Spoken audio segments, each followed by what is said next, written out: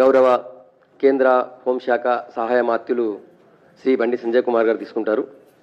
ఈ ప్రెస్ మీట్లో బండి సంజయ్ గారితో పాటు అసెంబ్లీలో BJLP deputy floor leader Shri Payal Shankar గారు, ఎమ్మెల్సీ అంజిరెడ్డి గారు, ఎమ్మెల్యే పాల్వాయి హరీష్ బాబు గారు, పార్టీ సీనియర్ నాయకులు మనోహర్ రెడ్డి గారు, గోషమాల్ జిల్లా అధ్యక్షులు శ్రీ ఉమాశంకర్ గారు, ఉమా మహేందర్ గారు, party chief spokes person Subhash గారు, వారితో పాటు ఇద్దరు అతి ముఖ్యమైనటువంటి వ్యక్తులు ఉన్నారు. వారి గురించి ప్రెస్ మీట్లో కేంద్ర మంత్రి వర్యులు చెప్తారు.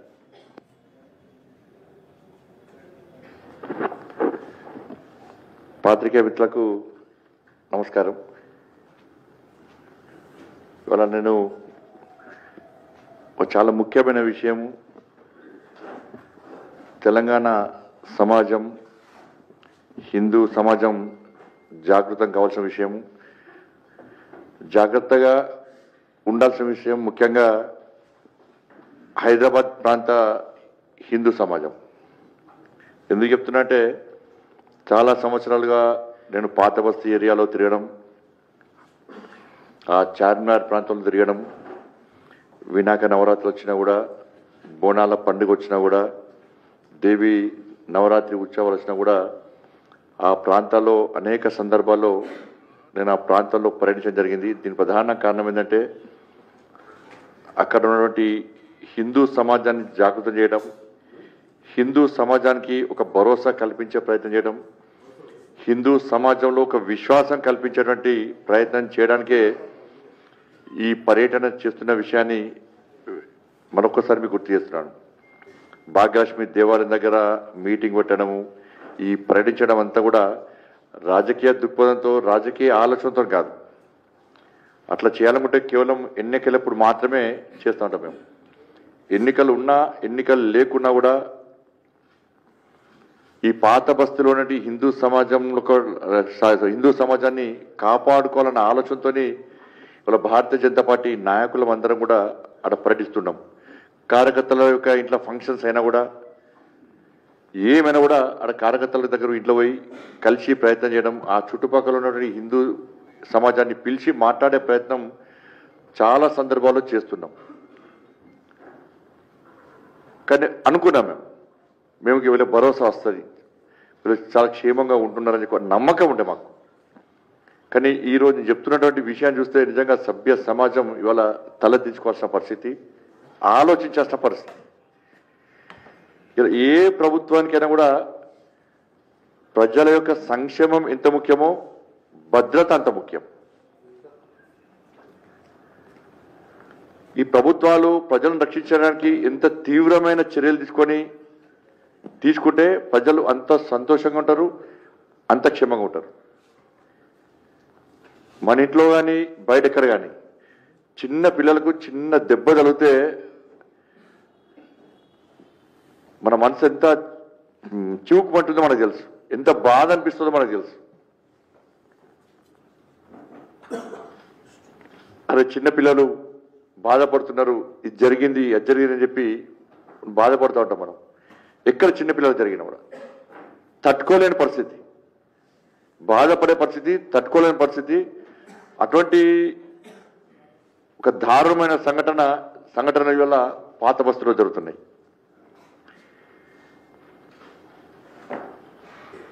ఓల్డ్ సిటీలో చార్మినార్ ప్రాంతంలో మైనర్ బాలికలపై జరుగుతున్నటువంటి అరాచకాలకు సంబంధించి ఒక విషయాన్ని ఇవాళ మీ ముందు చూస్తున్నా. నేను పాత బస్తీలో కొన్ని స్కూల్స్ను, ముఖ్యంగా హిందువుల యొక్క స్కూల్స్, హిందూ అమ్మాయిలు ఎక్కువగా చదివే స్కూల్స్, కాలేజ్ టార్గెట్ చేసుకొని ఒక డ్రగ్స్ మూట, ముస్లిం యువకులకు సంబంధించి ఒక డ్రగ్స్ మూట అక్కడ మైనర్ అమ్మాయిలను 14, 15, 16 సంవత్సరాల యొక్క మైనర్ అమ్మాయిలను ట్రాప్ చేసి వాళ్ళ జీవితాలను సర్వనాశనం చేస్తున్నటువంటి దారుణ సంఘటనలు ఇవాళ ఈ చార్మినార్ ప్రాంతంలో జరుగుతున్నాయి. నేను చెప్పేది క్రైమ్ సినిమాలాగా అనిపిస్తుంది, కానీ పచ్చి నిజం. కేరళ ఫైల్స్ సినిమాలో ఎలాంటి దారుణాలు జరిగినాయో ఇవాళ హైదరాబాద్ ఫైల్స్ సినిమా తీసేంత స్థాయిలో ఇవాళ దారుణాలు ఇలా చార్మినార్ ప్రాంతంలో జరుగుతున్నాయి. దీనికి అండాదండ ఎంఐఎం పార్టీ స్థానిక డివిజన్ నాయకుల నుంచి ఎంపీల వరకు అక్బరుద్దీన్ ఓవైసీ కానీ అసదుద్దీన్ ఓవైసీ కానీ వాళ్ళ శాసనసభ్యులు కానీ వాళ్ళ నాయకుల యొక్క కనుసన్నల్లో ఇదంతా జరుగుతుంది. వాళ్ళ నాయకత్వంలో జరుగుతుంది, వాళ్ళ స్వీయ రక్షణలో ఇవంతా జరుగుతూ ఉన్నది.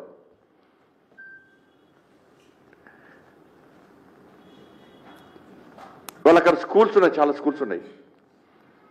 హిందూ అమ్మాయిలు ఎక్కువ చదివే స్కూల్స్ కాలేజెస్ ఉన్నాయి ఆ ప్రాంతాల్లో. వేరే స్కూల్స్ టార్గెట్ కాదు, ముస్లిం అమ్మాయిలు ఎక్కువగా చదివే స్కూల్స్ టార్గెట్ కాదు. వాళ్ళంతా ప్రశాంతంగా చదువుకుంటున్నారు, వాళ్ళు చదువుకోవాలి, మాకు ఇబ్బంది అవుతుంది అలా. కానీ ఎక్కడైతే హిందువుల యొక్క స్కూల్స్ ఉన్నాయో, హిందూ అమ్మాయిలు ఎక్కువగా ఉన్న స్కూల్స్ కాలేజెస్ ఉన్నాయో వాటిని టార్గెట్ చేస్తున్నారు. టార్గెట్ చేసి వాళ్ళకి ఫస్ట్ ఏం చేస్తారంటే, ఫస్ట్ ఒక అమ్మాయిని ట్రాప్ చేశారు. ట్రాప్ చేసి అమ్మాయిని ఒక ఫంక్షన్ పేరు మీద పిలిపించి, ఒక ముస్లిం అమ్మాయి బర్త్డే అని పిలిపించి ఆ అమ్మాయికి చాక్లెట్ ఇచ్చారు. తక్కువ డోస్తో డ్రగ్స్తో కూడా చాక్లెట్ ఇచ్చారు అమ్మాయికి. ఇది మెల్లమెల్లగా అమ్మాయికి ఆ డ్రగ్స్ డోసు పెంచి అలవాటు చేసి ఆ అమ్మాయిని దాదాపు 6 రోజుల పాటు ఎత్తుకపోయారు అమ్మాయిని.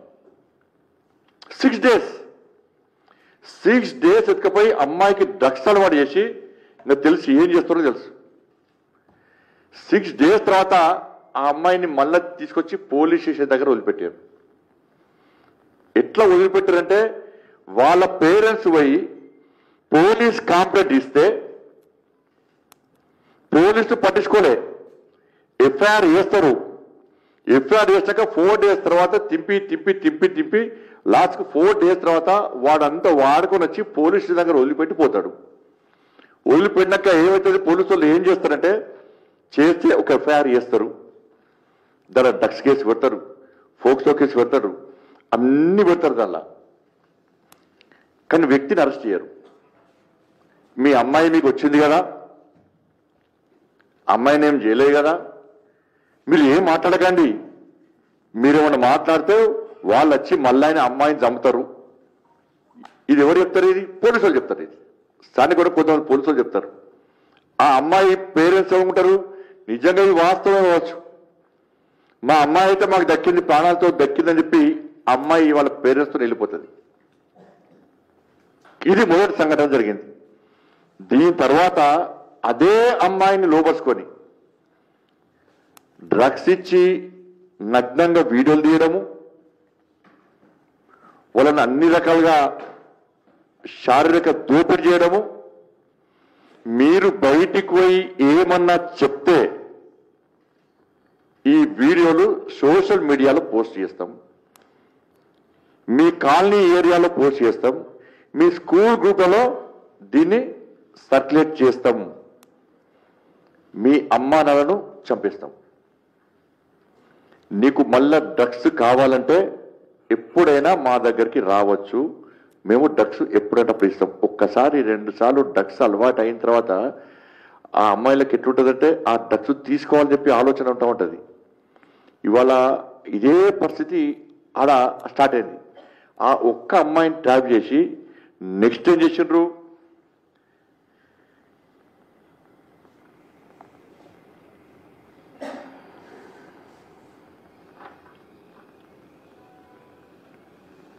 ఇది చార్మినార్లో.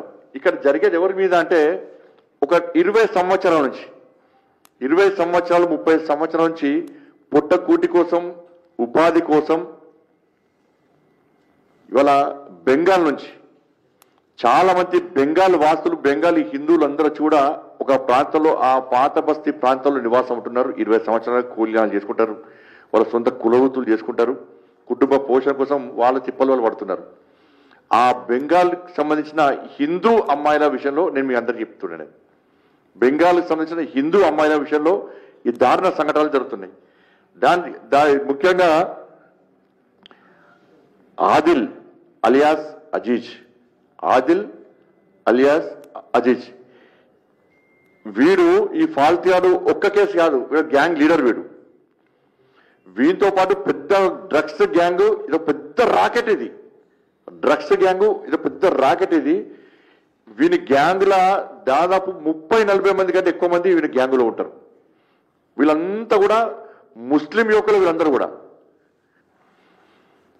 మీకు లైవ్ ఎగ్జాంపుల్ చెప్తా. ఒకటి 26th రోజు 26/10 వెస్ట్ బెంగాల్ సంబంధించి అమ్మాయిలు 26/10/2025 రోజున రాత్రి పేరెంట్స్ పడుకున్నారు. వీళ్ళ పేరెంట్సే, అమ్మాయి వాళ్ళ పేరెంట్స్. వీళ్ళు ఇద్దరు కూడా వీళ్ళందరూ పడుకున్నారు. తెల్లారి లేసరికి వీళ్ళ అమ్మాయి లేదు. మైనర్ అమ్మాయి. వెంటనే పోయి పోలీస్ కంప్లైంట్ ఇచ్చారు. పోలీసు వాళ్ళు పట్టించుకోలే. 2 days తర్వాత అమ్మాయి వచ్చింది. అమ్మాయి వచ్చిన తర్వాత పోలీసు వాళ్ళు చెప్పారు, ఎఫ్ఐఆర్ చేశారు. కానీ మళ్ళీ పట్టించుకోలే పోలీసు వాళ్ళు. క్లోజ్ చేస్తారా, ఏం చేస్తారా, పెండింగ్ పెడతారు. మీ అమ్మాయి వచ్చింది కదా, తీసుకుపోని అంటారు. దీని తర్వాత మళ్ళీ ఏమైంది,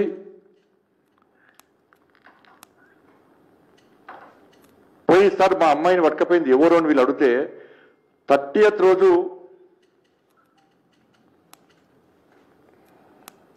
ఆ అమ్మాయిని వదిలిపెట్టారు. వదిలిపెట్టిన తర్వాత సెకండ్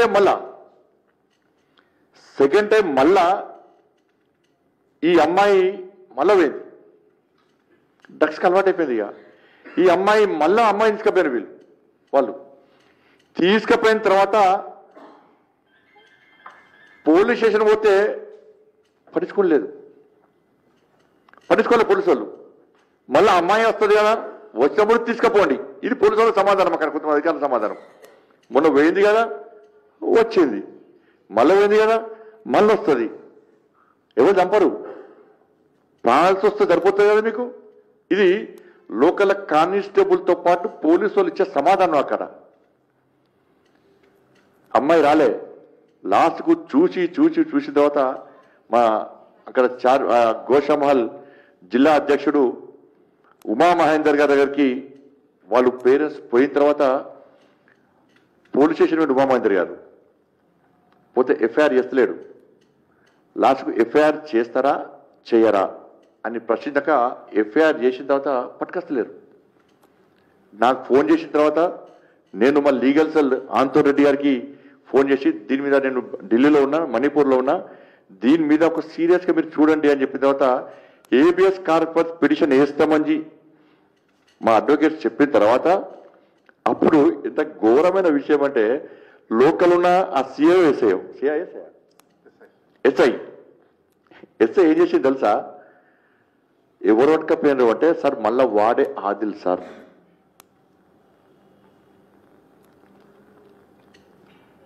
అని చెప్పిన వెంటనే 10 నిమిషాలలో తీసుకొచ్చి దింపేసిపోయినాడు. 10 గంట లోపల తీసుకొచ్చి పోలీస్ స్టేషన్గా దింపేసి వెళ్ళిపోయాడు. వారికి ఎట్లా తెలుసు? ఆదిలంటోడికి ఎట్లా తెలుసు? సెకండ్ టైము ఎట్లా తీసుకుపోయినంటే అమ్మాయికి బాగా డ్రెస్ ఇచ్చారు. అమ్మాయి సైకో అయిపోయింది. అమ్మాయి విలవిల కొట్టుకుంటుంది, చేతులు కాళ్ళు వంకరబోతున్నాయి. అమ్మాయి మాట వస్తలేదు, తల కొట్టుకుంటున్నది, పేరెంట్స్ని కొడుతున్నది, మొబైల్ కిందెత్తేస్తున్నది, కొరుకుతున్నది వాళ్ళను. అరే ఇంత దారుణమైన పరిస్థితి ఏంటి అని చెప్పి వాళ్ళు ట్రీట్మెంట్ కోసము ఆయనే, వాళ్ళ భార్య, ఆ అమ్మాయి వాళ్ళ అన్నయ్య పట్టుకొని పోతున్నారు. సెకండ్ టైం పట్టుకొని పోతుంటే ఆ ఆదిలంటాడు దూరం నిల్చొని అమ్మాయికి సైగ చేసిండు బైక్ మీద. ఈ అమ్మాయి చెప్పులు తీసుకుంటా అని చెప్పి కిందికి వంగి పేరెంట్స్ నూకేసి కథం పోయి వన్ బైక్ ఎక్కి బైక్ మీద ఎత్తుకపోతుంటే ఈ అమ్మాయి వాళ్ళ అమ్మాయి వాళ్ళ అన్నయ్య ఇలా కొడుకు వాడిని పట్టుకోవడం పోతే ఆ అబ్బాయి తన్ని బైక్ మీద కింద పడేసి ఎత్తుకొని వెంట సీసీ ఫుటేజ్లో మొత్తం రికార్డ్ అయి ఉన్నాయి. ఫస్ట్ ఎత్తుకపోయారు, పోలీసులు పట్టించుకోలే, తీసుకొచ్చి దించిండు, ఎఫ్ఐఆర్ మాత్రం చేసారు. అన్ని డ్రగ్స్ కేసు, ఇది భారతీయ న్యాయ సంహిత బిఎన్ఎస్ సెక్షన్ 137(2) అని ఎఫ్ఐఆర్ నెంబర్ 189/2025 ఒకటి. దాని తర్వాత మళ్ళీ కూడా ఎఫ్ఐఆర్ 2 ఎఫ్ఐఆర్లు చేశారు. అంతకుముందు మస్తు ఎఫ్ఐఆర్లు చేశారు. ఫస్ట్ ఎత్తుకపోయాడు, పోలీసులు పట్టించుకోలే, కాంప్రమైజ్ వెంటనే దించిపోయాడు. మళ్ళీ సెకండ్ టైం ఏం చేసిండు, మళ్ళీ హాస్పిటల్ తీసుకుపోతానికి వచ్చేసరికి మళ్ళా ఎత్తుకొని పోయాడు వాడు. అంటే డ్రగ్స్, అంటే ఆమె అమ్మాయికి ఏం కావాలి, డ్రగ్స్ కావాలి. ఆదులు అంటారు దూరంకి వెళ్ళి చూస్తే ఏమవుతుంది, వాళ్ళు చూడనే డ్రగ్స్ ఇస్తారు కావచ్చు అని చెప్పి వీళ్ళని నూకేసి బండి మీద ఎక్కి మళ్ళీ వాంతో పోయింది. మళ్ళీ వదిలిపెట్ల వాడు. వీళ్ళు నెక్స్ట్ డే పోయిన తర్వాత మీరు కేసు బుక్ చేస్తారా, బుక్ చేయాలని చెప్పి మేము హేబియస్ కార్పస్ పిటిషన్ వేస్తాము అంటే అప్పుడు స్థానిక ఎస్ఐ వానికి ఫోన్ చేస్తే వాడు తీసుకొచ్చి బాజాప్తా పోలీస్ స్టేషన్ ముందు దించిపోయాడు. ఇప్పుడు అమ్మాయి జూనియర్ హౌస్లో ఉంది. ఇప్పుడు అమ్మాయి పరిస్థితి ఏంటి అంటే మొత్తం సైకో అయిపోయింది, డ్రగ్స్కు అడిక్ట్ అయ్యి మొత్తం సైకో అయిపోయింది. ఇక మొదటిసారి పోయిన అమ్మాయిని తీసుకొచ్చి కాలనీ వాసులు అందరూ కూడా ఏం జరిగింది ఏందని వాళ్ళ పేరెంట్స్ ప్రశ్నిస్తే ఆ అమ్మాయి చెప్పిన విషయం ఏంటంటే, ఫస్ట్ నన్ను ఒక ముస్లిం అమ్మాయి వచ్చి నన్ను ఫలానా వ్యక్తుల దగ్గర తీసుకుపోయినాక నాకు ఒక చాక్లెట్ ఇచ్చిండ్రు. ఆ చాక్లెట్ తిన్న తర్వాత నేను మత్తులోకి పోయినా. నెక్స్ట్ డే మళ్ళీ చాక్లెట్ ఇచ్చారు. దాంతో అది ఉండలేక నాకు దానికి అడిక్ట్ అయిపోయి నెక్స్ట్ నన్ను మళ్ళీ నెక్స్ట్ 5 days తర్వాత మళ్ళీ తీసుకుపోయారు. తీసుకుపోయి నన్ను వీడియోలు చేసారు. నన్ను ఏ రకంగా శారీరకంగా ఎంత దోపిడీ అనో ఆ దోపిడీ చేసారు. దోపిడీ చేసి నువ్వు బయట పోయి చెప్తే నీ వీడియోలు బయటికి సర్క్యులేట్ చేస్తాము, మీ అమ్మా నాన్నని చంపేస్తాము, మీరు లోకల్ కాదు, మిమ్మల్ని ఎవ్వడు కాపాడలేడు, పోలీస్ అంతా మా వాళ్ళే, ఇది మేం చెప్పిందే నడుస్తుంది చెప్పి వదిలిపెట్టాక అమ్మాయి డ్రగ్స్కి అడిక్ట్ అయ్యి రెగ్యులర్గా పోవడం స్టార్ట్ చేసింది. పోయినాక రాను ఏం చేసిండు వీళ్ళు, నువ్వే కాదు మేము ఏ అమ్మాయిని చూపడితే ఆ అమ్మాయిని నువ్వు తీసుకొని రావాలి మా దగ్గరికి, మేము ఫలానా అమ్మాయిని టార్గెట్ చేస్తే ఆ అమ్మాయిని నువ్వు తీసుకొని రావాలి, తీసుకొని వస్తేనే నీకు డ్రగ్స్ ఇస్తాం, లేకుంటే నీకు డ్రగ్స్ ఇవ్వం, డ్రగ్స్ ఇవ్వకపోవడమే కాకుండా నేను ఈ విధంగా టార్చర్ చేస్తాం. ఈ ఒక్క అమ్మాయి చాలా మంది అమ్మాయిలు తీసుకుపోయింది.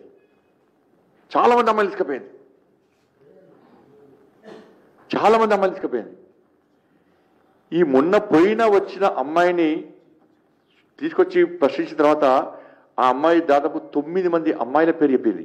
సార్ నేనే కాదు, ఇది నా ఒక్కదానికి సంబంధించిన ఇష్యూ కాదు, నేను చూసినప్పుడే నాకు తెలిసే దాదాపు 9 మంది అమ్మాయిలు అని చెప్పి 9 మంది అమ్మాయిల పేర్లు చెప్పింది. మనకు తెలిసి ఓన్లీ 9 మంది అమ్మాయిలే. ఇట్లా 100ల మంది అమ్మాయిలు ఇవాళ అమ్మాయిలను ఈ రాకెట్ తీసుకుపోయి అన్ని రకాలుగా వాడుకొని ఏ విధంగా ఇబ్బంది పడుతుందో ఆలోచించాల్సిన అవసరం. దీనికి సపోర్ట్ ఎవరు? పోలీస్. బాగా చెప్తా పోలీసులను తీసుకొచ్చి పోడు. ఎఫ్ఐఆర్లో ఇలా మేం చెప్తున్నాం, పేరెంట్స్ చెప్తున్నారు ఆదిల్ అలియాస్ అజీజ్ అని. ఏ ఎఫ్ఐఆర్లో కూడా వాళ్ళ పేర్లు ఆదిల్ అలియాస్ అజీజ్ అని చెప్పి ఇక్కడ ఏ ఎఫ్ఐఆర్ పేరు లేదు.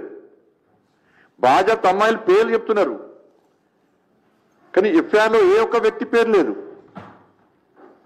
ఇన్ని సంఘటనలు జరిగితే ఎఫ్ఐఆర్ చేస్తున్నారు, ఎఫ్ఐఆర్ క్లోజ్ చేస్తున్నారు, ఎఫ్ఐఆర్ చేస్తున్నారు, క్లోజ్ చేస్తున్నారు. ఒక్కరి మీద యాక్షన్ లేదు, ఒక్కరిని అరెస్ట్ చేయలే.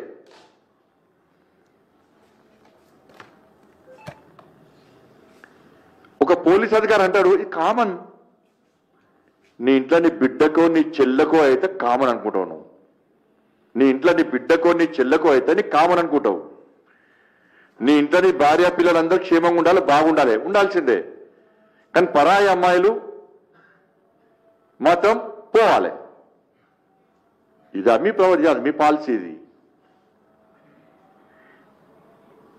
దీనికి కారణం ఎవరు? వీళ్ళు పోయిన వెంటనే ఒక్కరిని పట్టుకొస్తారు. పట్టుకురాగానే ఎంఐఎం పార్టీకి సంబంధించిన ఎమ్మెల్యే ఫోన్ చేస్తాడు. ఎంఐఎం పార్టీ కార్పొరేటర్ ఎవడో వస్తాడు, వాళ్ళని తీసుకొని వీళ్ళ ముందే తీసుకొని పోతాడు. వీళ్ళని మాత్రం పోలీసులను కూర్చోండి కౌన్సిలింగ్ చేస్తారు. ఏమని కౌన్సిలింగ్ చేస్తారంటే మీ అమ్మాయి మీకు వచ్చింది కదా, మీరు కంట్రోల్ చేసుకోండి. ఇది నీతి సూత్రాలు చెప్తారు వాళ్ళు పోలీస్.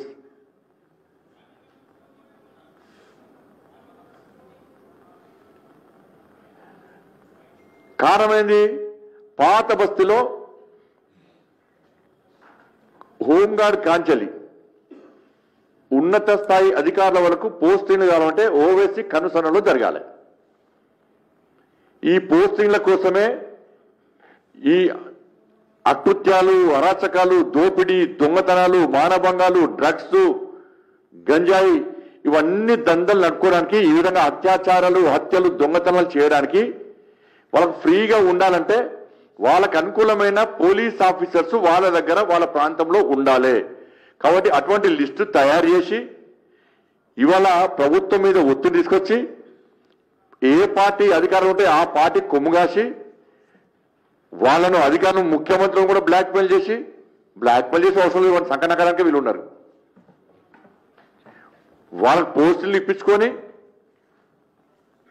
కొంతమంది పోలీస్ అధికారులకు అనేక వ్యాపారాల్లో భాగస్వామ్యం ఇచ్చి కమిషన్లు ఇచ్చి వాళ్ళ ఆర్థిక లావాదేవీల్లో సహకరించి ఆర్థికంగా పోలీస్ అధికారులు, పోలీస్ కానిస్టేబుల్తో సహా కొంతమంది వాళ్ళు ఆర్థికంగా బలపడే విధంగా చేసి వాళ్ళ అండతో ఇవాళ ఇటువంటి అకృత్యాలు జరుగుతున్నాయి. ఇవాళ ఇది ఒక్కటి కాదండి, ఇది ఒక్కరు ఇద్దరు ముగ్గురు అమ్మాయిలు కాదు, ఇది వందల మంది అమ్మాయిలు వాళ్ళ డ్రగ్స్ అడిక్ట్ అయ్యి వాళ్ళ జీవితాలు మొత్తం సర్వనాశనం చేసుకుంటారు. వాళ్ళ వీడియోస్ అన్ని కూడా ఈ ఫాతనా కొడుకుల దగ్గర ఉన్నాయి. ఎవరు రక్షించాలి వాళ్ళని? వాళ్ళ అంటే హిందూ అమ్మాయిలను, పశ్చిమ బెంగాల్ సంబంధించి అమ్మాయిలను ఈ విధంగా అరాచకాలకు, శారీరక దోపిడికి గురైనా కూడా ఇప్పుడు కూడా మాకు తుర్కోలో ఓట్లు కావాలి, ఎంఐఎం పార్టీ సపోర్ట్ కావాలని చెప్పి చూసే నాయకులు మీ బతుకు కాదు.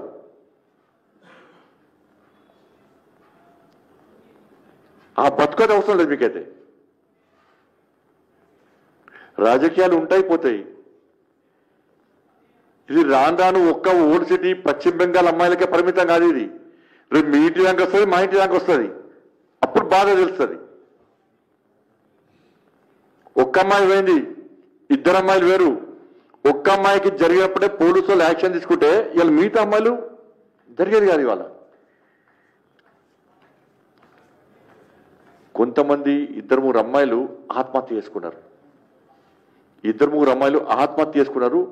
ఇవాళ నేను చాలా మందితోని మా ఉమామహేందర్ మాట్లాడితే, సార్ ప్లీజ్ సార్ వదిలిపెట్టండి సార్, మేము బయటికి రాలేము సార్, మా అమ్మాయికి జరిగింది వాస్తవమే, మేము బయటికి వస్తే మా రాష్ట్రం ఇది కాదు, మా ప్రాంతం ఇది కాదు, ఇలా బతకడానికి వచ్చినాం, వాళ్ళు వచ్చి చంపేస్తారు సార్, పోలీసులు దగ్గర పోలీసు వాళ్ళు వాళ్ళకే సపోర్ట్ చేస్తుంది సార్, మా బతుకని సార్, మా అమ్మాయి జీవితం ఎట్లా ఖరాబ్ అయింది, మాకు ఇంకో అమ్మాయి ఉంది, ఆ అమ్మాయి జీవితం ఎట్లా సార్?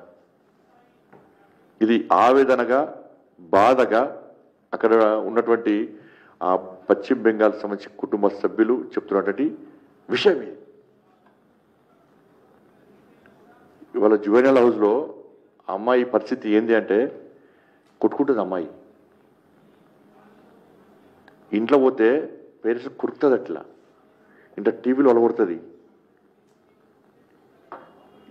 మనకు తెలిసింది ఒక్క అమ్మాయి గురించే తెలుసు. ఒక్క అమ్మాయి ఏం చేస్తుందో తెలుసు, ఇద్దరు అమ్మాయిలు ఏం చేస్తుందో తెలుసు. ఇట్లా అమ్మాయి 9 మంది పేర్లు అమ్మాయి చెప్పిందంటే ఈ ఒక్క అమ్మాయికి 9 మంది పేర్లు తెలుసు అంటే ఇంకా ఎంతమంది అమ్మాయిలు ఉన్నారు? మోడీ గారేమో నషా ముక్త్ భారత్ చేయాలని చెప్పి మోడీ గారు చూస్తున్నారు. కానీ తెలంగాణలో రాష్ట్ర ముఖ్యమంత్రి ఏం చేస్తున్నాడంటే నషాయుక్త తెలంగాణ చేయడానికి ప్రయత్నం చేస్తున్నాడు. వేదికలకి ఉపన్యాసం అవసరం లేదు. కొడా జుట్టం దొరికితే ఇష్టపడతాం. నువ్వు దొరకబడతా కదా దొరకడానికి. నువ్వు దొరకబడితే దొరుకుతారు. దొరికితే ఇష్టపడడం అంటే వాళ్ళు వచ్చి నేను డ్రగ్స్ దందా చేస్తున్నా, అమ్మాయిని ఎత్తుకపోతున్నా అని చెప్తాడు. ఎవడొచ్చి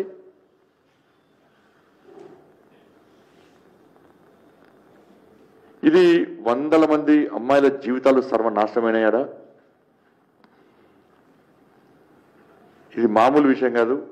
వాళ్ళు చెప్తుంటే ఏడుస్తుంటే వాళ్ళు చెప్తే నేను వచ్చి నాకు వాళ్ళ పొద్దున వచ్చి నాకు చెప్తుంటే బాధ అనిపించింది. వాళ్ళ మీద కూడా ఏడుస్తున్నారు. కొన్ని కుటుంబాలు ఇక్కడి తిరిగి వెళ్ళిపోయినాయి వాపస్. మళ్ళీ తిరిగి పశ్చిమ బెంగాల్కి మళ్ళీ వెళ్ళిపోయినాయి కుటుంబాలు ఈ బాధ తట్టుకోలేక. ఒక్క కుటుంబంలో అక్కను పట్టుకపోడు, పట్టుకపోయి అక్కని రాబేసి నెక్స్ట్ చిల్లం పట్టుకపోడు. ఒక్క అమ్మాయిని రాబేసి మొత్తం వీళ్ళందరినీ పట్టుకపోయి ఇలా వాళ్ళను శారీరకంగా ఎట్లా చేసిరంటే ఇది మామూలుగా ఇది చెప్పడానికి చెప్పలేము కూడా. వాళ్ళు చెప్పిన విషయాలన్నీ కూడా బయటికి చెప్పలేము కూడా.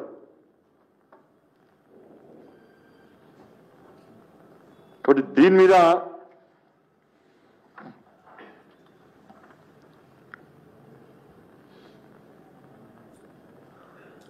ఏం చర్యలు తీసుకుంది ప్రభుత్వం? ఇలాంటి చర్యలు తీసుకుంటే ప్రభుత్వం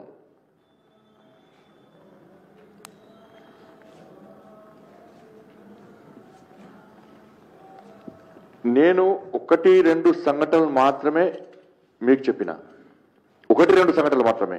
వందల సంఘటనలు.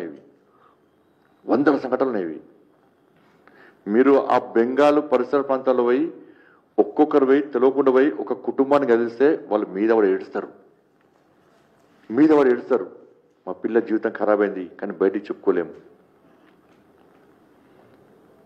ఇద్దరు పేరెంట్స్ కూడా ఆత్మహత్య చేసుకునే ప్రయత్నం చేశారు. ఇద్దరు పేరెంట్స్. కానీ 2-3 సంవత్సరాల నుంచి నాకు తెలిసి వాళ్ళు చెప్పిన దాని ప్రకారం ఒక 3-4 సంవత్సరాల నుంచి నడుస్తుంది. ఇంతవరకు ఏ ఒక్క వ్యక్తిని అరెస్ట్ చేసి ఏ ఒక్క వ్యక్తి మీద చర్యలు తీసుకున్న దాఖలాలు లేవు. సపోర్ట్ చేసే వ్యక్తులకు ఇంగిత జ్ఞానం ఉండాలి. పైసలు ముఖ్యం కాదు, మీ వ్యాపారాలు ముఖ్యం కాదు, మీ పోస్టింగ్ ముఖ్యం కాదు.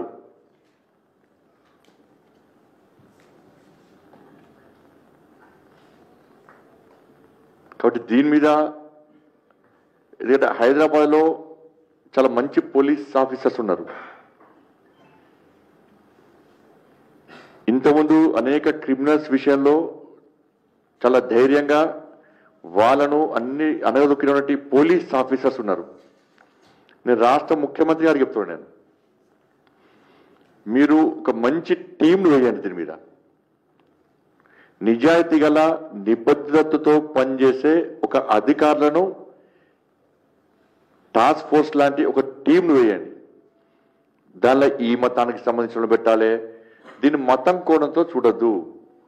ఇది అమ్మాయిల భవిష్యత్తుకు సంబంధించి, ముఖ్యంగా పశ్చిమ బెంగాల్ సంబంధించి అమ్మాయిలకు సంబంధించి, పశ్చిమ బెంగాల్లోని హిందూ అమ్మాయిలకు సంబంధించి.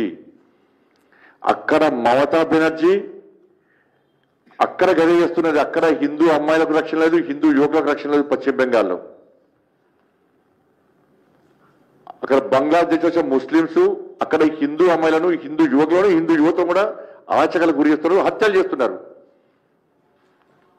ఇక్కడ ఈ కాంగ్రెస్ పార్టీ ప్రభుత్వంలో కూడా బెంగాల్ నుంచి వలస వచ్చినటువంటి ఆ హిందూ అమ్మాయిలకు కూడా ఇక్కడో రక్షణ లేదు.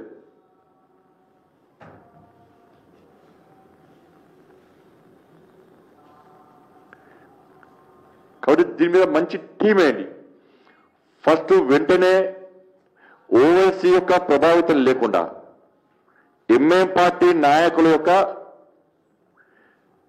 పైరవులు లేకుండా, రికమెండేషన్స్ లేకుండా పాత బస్తీలో పోలీస్ అధికారులు మొత్తమే షిఫ్టింగ్ జరగాలి. బదిలీలు చేయండి. యుద్ధ ప్రాతిపదికన జరగనియండి. ఇది ఎవరి ఒత్తిడికి రాష్ట్ర ప్రభుత్వం లోను కావద్దు. రాష్ట్ర ముఖ్యమంత్రి స్వయాన హోంమంత్రి ఓవైసీ లెటర్ రాస్తే ఓవైసీ ఫోన్ చేస్తే మీరు ఆయనకే కొమ్ము కాస్తారంటే ఇక మిమ్మల్ని సమాజం, హిందూ సమాజం క్షమించదు. మేము పాత బస్తీనే కొత్త బస్తీ చేద్దామనుకుంటే పూర్తిగా కాంగ్రెస్ పార్టీ ప్రభుత్వం వచ్చినా, గతంలో బీఆర్ఎస్ పార్టీ ప్రభుత్వం కూడా పూర్తి భాగ్యనగరాన్ని, సికింద్రాబాద్ తో సహా మొత్తం పూర్తి భాగ్యనగరాన్ని పాత బస్తీ చేయాలనుకుంటున్నారు. వాళ్ళకి కావాల్సింది ఓట్లు, వాళ్ళకి కావాల్సింది అధికారం, వాళ్ళకి కావాల్సింది పైసలు, వాళ్ళకి కావాల్సింది ప్రభుత్వం బాగుండాలి, వాళ్ళ సహకారంతో ప్రభుత్వం ఏర్పడాలి. మనకు కూడా పిల్లలు ఉంటారు, మన ఇంట్లో చిన్న పిల్లలు అంత మైనర్ అమ్మాయిలే, అంత మైనర్ అమ్మాయిలే, అందరు 16 సంవత్సరాల లోపమ్మాయిలు అందరూ కూడా.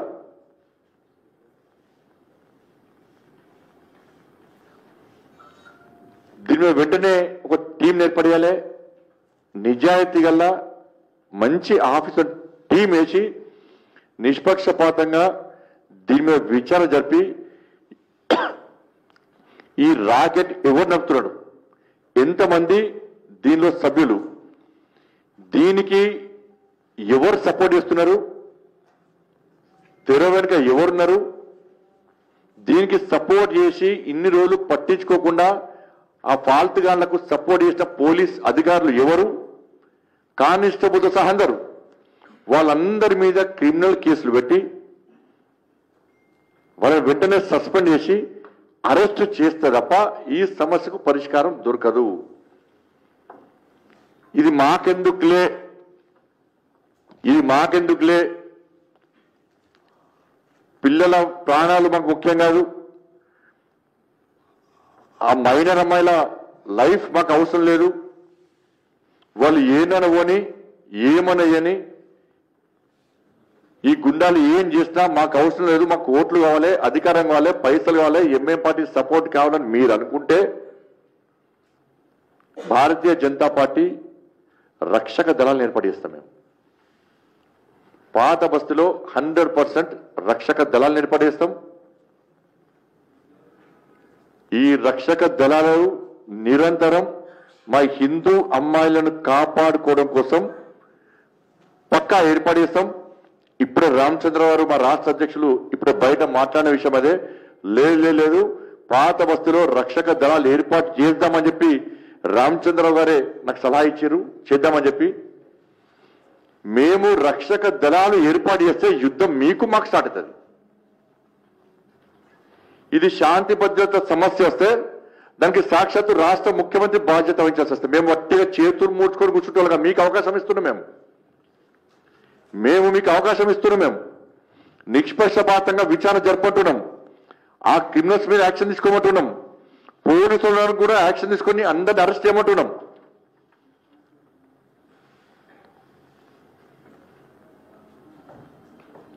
మీరు కనుక చేయకుంటే గోరక్షకు సంబంధించి ఏ విధంగా దళాలు, హిందూ వాహిని బజరంగ దళాలు వాళ్ళు హిందూ ధర్మ రక్షణ కోసం పనిచేస్తున్నారో పాత బస్తీతో సహా ఈ భాగ్యనగర్ లో రక్షక దళాలు మేము ఏర్పాటు చేస్తే మేము కూడా డ్రెస్ లేని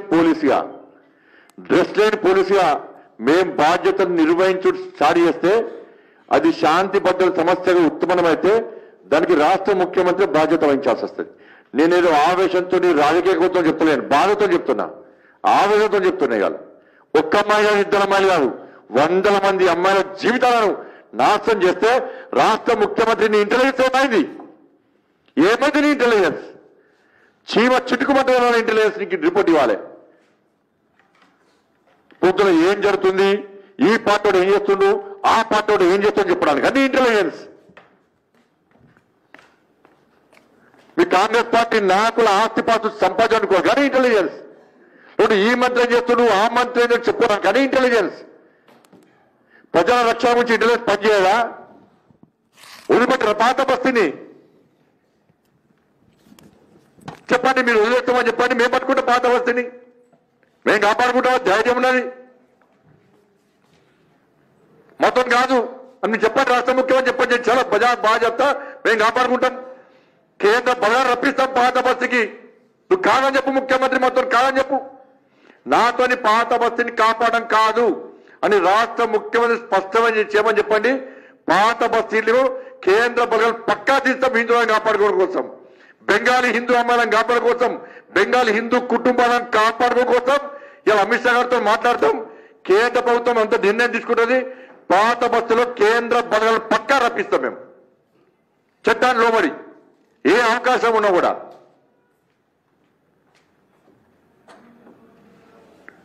ఇంత జరుగుతుంటే ఇంటెలిజెన్స్ ఫెయిల్ అయిపోయింది తెలంగాణ రాష్ట్రంలో.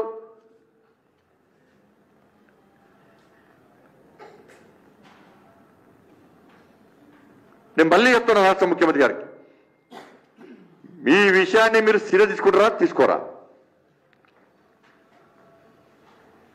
ఇది తప్పు అని మీరంటే మొత్తం ఆదలతో సహా ఇంకా బయటకు వస్తారండి.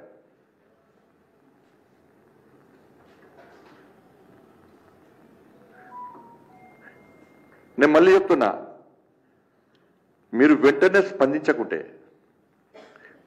స్పందించకుంటే ఇదే పాత బస్తీలో ప్రభుత్వానికి వ్యతిరేకంగా, ప్రభుత్వం యొక్క మైనార్టీ సంతుష్టీకరణ విధానాలకు వ్యతిరేకంగా పాత బస్తీలో వేల మంది హిందూ యువకులతో రక్షక దళాలు ఏర్పాటు భారీ ప్రదర్శన పాత బస్తీలో పక్కా చేస్తాం. ఇది దేనికోసం అంటే భారతీయ జనతా పార్టీ బ్యానర్ మీద కాదు, పక్కా రక్షక దళాలు ఏర్పడేసి మేము కవాతును వేస్తాం. పక్కా 100% పాత బస్తీలో కవాతును వేస్తాం. దాని ద్వారా అక్కడ ఉన్న హిందూ సమాజంలో ఒక భరోసా కల్పించడానికి, ఈ కుట్రలు కుతంత్రాలు చేసే ఫాల్ట్ నా కొడుకులకు ఒక హెచ్చరిక జారీ చేయడానికి, అరే మీకు పోలీస్ మీ వైపున్నా, ఈ ప్రభుత్వం మీ వైపున్నా, ఎంఏ పార్టీ మీ వైపున్నా, మేము మిమ్మల్ని అడ్డుకోవడానికి సిద్ధంగా ఉన్నామని చెప్పి, హిందూ సమాజాన్ని కాపాడడానికి సిద్ధంగా ఉన్నామని చెప్పి ఒక హెచ్చరిక జారీ చేయడానికి పక్కా పాత బస్తీలో హిందూ యువకులు అందరూ కూడా కవాతు పక్కా నిర్వహిస్తాం. ఇది జరిగి తీరుతుంది. ఆ అవకాశం మాకు ఇవ్వద్దని చెప్పి రాష్ట్ర ముఖ్యమంత్రి చెప్తున్నాను.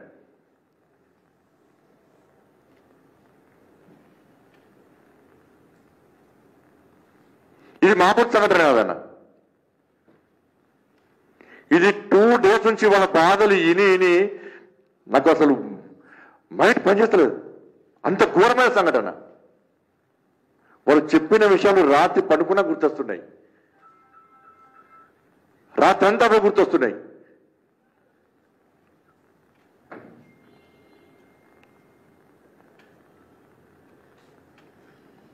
దీన్ని పట్టుకొని ఇదంతా కాదు అని చెప్పి, ఏం చెప్పొద్దు అని చెప్పి తల్లిదండ్రులను ఇబ్బంది పెట్టే ప్రయత్నం చేస్తే నేను వెంటనే పోతా, ఆ బెంగాల్ బస్సులో మొత్తం తిరుగుతాను. నేను పాత బస్సులో తిరుగుడు స్టార్ట్ చేస్తే ఏం జరిగినా కూడా దానికి రాష్ట్ర ప్రభుత్వం బాధ్యత వహించాల్సి వస్తుంది. మీరు చేయమంటున్నాం, మీరు చేయకుండా చేతులు ముట్టుకొని కూర్చుంటామేది? మరి హిందూ సమాజాన్ని రక్షించుకోవాలి, హిందువులను రక్షించుకోవాలి, హిందూ అమలను కాపాడుకోవాలి, మా బాధ్యత అది.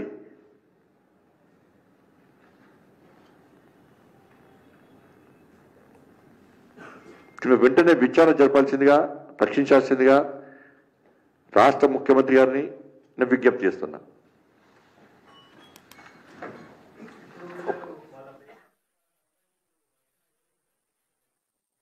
ఇవ్వాలంటే నేను వాళ్ళు ఇవ్వకుండా మేము ఇస్తాం. పోలీసు వాళ్ళు ఎవరు లక్షణం ఎవరు ఇస్తారన్నా?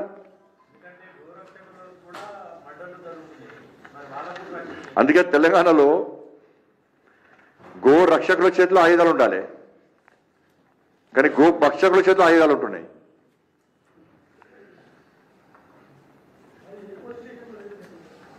చార్మినార్ ఏరియాలో అంటే ఏరియా పేరు అయిపోతుంది. మళ్ళీ మీడియా మిత్రులు కూడా రిక్వెస్ట్ చేస్తున్నాను అంటే, ఆ కాలేజీల పేర్లు కానీ అమ్మాయిల పేర్లు కానీ దయచేసి వాళ్ళు చూపెట్టే ప్రయత్నం చేయకండి. అది వాళ్ళ జీవితాలకు సంబంధించిన విషయం కాబట్టి, బదనామితం కాబట్టి చెప్పలేము. మీరు కూడా ఇవ్వట్లేదు, నేను కూడా చెప్పద్దు. వాళ్ళ పేరెంట్స్ మారుతారు, అవసరం పేరెంట్స్ మారుతారు. బాగా ఆ చార్మినార్ ఏరియా అంటే ఆ బస్తా ఉంటాయి కదా, చూస్తాం డెడ్ లైన్ చూస్తామయ్యో, చూస్తాం. ఒకసారి మళ్ళీ ఒకసారి రామచంద్రతో మాట్లాడి దీన్ని వదిలిపెట్టే పరిస్థితి, దీన్ని నేను ఫాలో అప్ చేస్తూనే ఉంటుంది. దీన్ని నిరంతరం నేను ఫాలో అప్ చేస్తూనే ఉంటా. పోలీస్ అధికారులతో మారుతా, అందరితో మారుతా, నిరంతరం ఫాలో అప్ చేస్తుంటా. మేము సహనంగా ఉన్నాం. ఆ సహనాన్ని పిరికితనంగా భావించొద్దని మాత్రం చెప్తున్నాను నేను. తప్పకుండా అందరితో మాడతా, డీజీ గారితో మాడతా, సిపి గారితో మాడతా. నేను మళ్ళీ చెప్తున్నా, అక్కడున్న పోలీస్ అధికారులకు చెప్తున్నా, మీరు పోయి అక్కడ మళ్ళీ వీళ్ళని బెదిరించే ప్రయత్నం చేస్తే నీ పోలీసుని నేనే వేస్తా. నీ స్టేషన్లకు వచ్చి నీ చైర్ ముందు నేనే కూర్చుంటా. ఆడికే డీజీపీ గారు రావాలి, ఆడికే సిపి గారు కూడా రావాలి. నీ ఓవేసి వస్తే నీ ఓవేసి రమ్మని మన అయ్యం కూడా రమ్మంటామంటే ఆడికి వచ్చి కూర్చుంటా. నేను అన్ని దీనిలో ఇన్కమ్ పోయేటోడు కాదు. నేను దీనిలో హోమ్ మినిస్టర్ అనేది పక్క పెట్టి పోలీసులు కూడా వస్తాను నేను. మళ్ళీ వాళ్ళని వేధించే ప్రయత్నం చేస్తే, వాళ్ళు బెదిరించే ప్రయత్నం చేస్తే, విచారణ పేరుతో బెదిరించే ప్రయత్నం చేస్తే, అమ్మాయి ఇంకా జూనియర్ హౌస్లో ఉందని ఇంకా 4 days ఇప్పటికి 5 days ఇప్పటికి.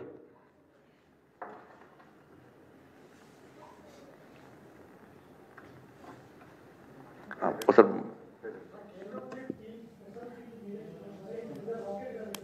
ఇది లా అండ్ ఆర్డర్ అనేది రాష్ట్ర ప్రభుత్వం ఆధీనంలో ఉంటుంది. కేంద్రం నేరుగా ఇన్వాల్వ్ కారాదు. ఈ విషయంలో కాదు, ఏ విషయంలో అయినా లా అండ్ ఆర్డర్ అనేది రాష్ట్ర ప్రభుత్వం కంట్రోల్లో ఉంటుంది. ఏదైనా కూడా దానికి కేంద్ర ప్రభుత్వం సహకరిస్తుంది. రాష్ట్ర ప్రభుత్వం కోరినప్పుడల్లా ఏ ఇష్యూ అయినా కూడా.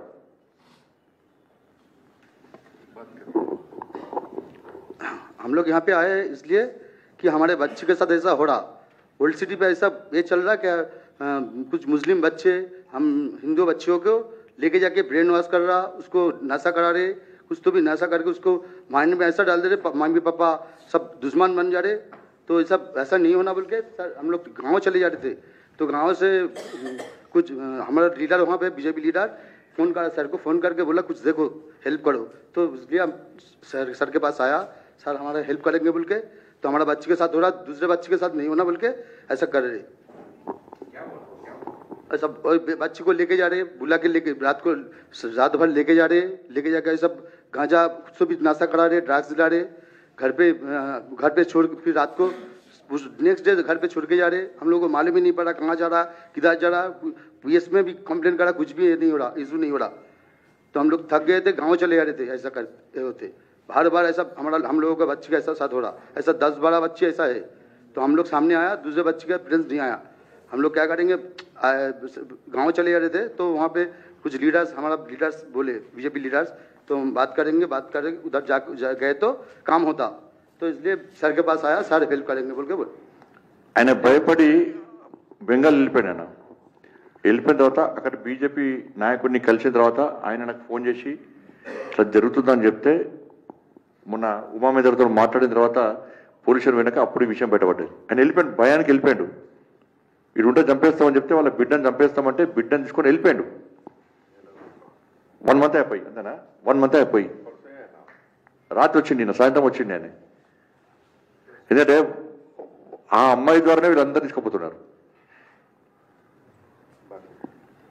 నిన్న జరిగినటువంటి సంఘటన వీళ్ళ అమ్మాయిది. हमारा बच्ची को हॉस्पिटल लेके जा रहे थे, वो घर से भाग जा रहे बोल के, तो माइंड कुछ खराब है बोल के हम हॉस्पिटल लेके जाने के लिए सोचे. हॉस्पिटल लेके जा रहे थे, एक बच्चा गाड़ी लेके ठहरा, हमारा सामने से उठा के लेके जा रहे थे. तो हम पुलिस कंप्लेंट करे, वो बच्चा को पकड़ लिए. और हमारा बच्ची तो ऐसा रात में चले जाते, 2 दिन 3 दिन बाद आते घर में. वो पता नहीं चल रहा कहाँ से क्या कर रहे नहीं कर रहे, क्या नशा दिला रहे क्या कर रहे. हम लोग बहुत पुलिस स्टेशन में गए, कंप्लेंट दिए, कोई कुछ नहीं हुआ. तो इसलिए सब खाने आए, ज़रा हमारा हेल्प करो बोल के. ये सब हमारा हेल्प कर रहे और तुम्हारा साथ अन्याय हो रहा, अन्याय नहीं होने देंगे बोल के हमारा बच्ची को सेफ्टी करके रखेंगे बोल के बोले.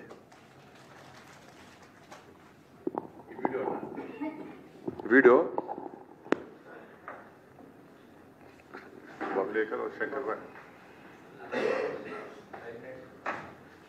इसका पेन दे.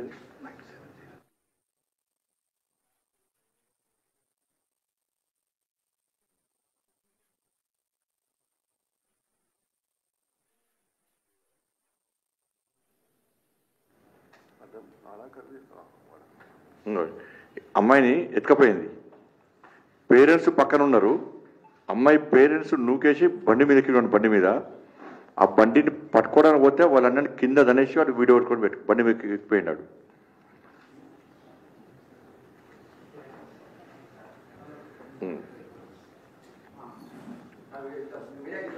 మీరే పంపిస్తుంది.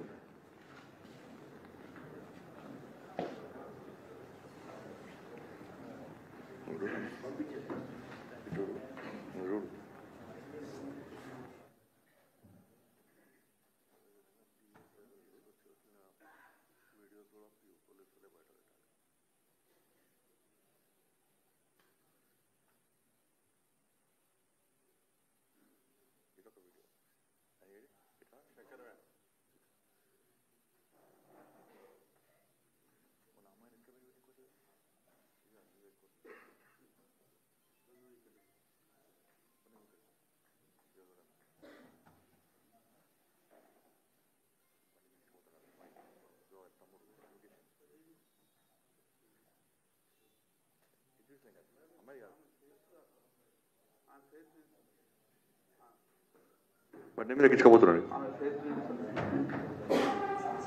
కనబడుతుందండి మీకు? మీకు పంపిస్తా, ఇది గ్రూప్లో పంపించండి. ఫోటో కనబడదు. ధన్యవాదాలండి.